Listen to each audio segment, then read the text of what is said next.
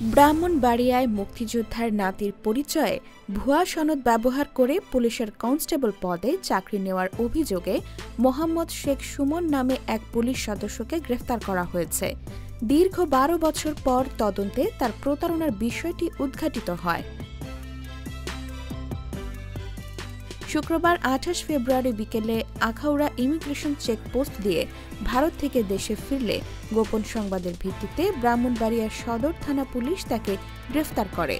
মামলার এজাহার সূত্রে জানা গেছে, আখাউড়া উপজেলার মোগড়া গ্রামের বাসিন্দা নান্নু মিয়ার ছেলে মোহাম্মদ সুমন ২০১২ সালে পুলিশের ট্রেনি রিক্রুট কনস্টেবল পদে চাকরি লাভ করেন।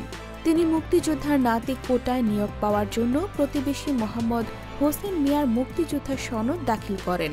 তদন্তে প্রমাণিত হয়েছে হোসেন মিয়া তার দাদা নন। ২০২৪ সালের ২১ অক্টোবর স্থানীয় যুবক মোহাম্মদ ফরহাদ মিয়া পুলিশ সুপারের কার্যালয়ে লিখিত অভিযোগ দায়ের করেন।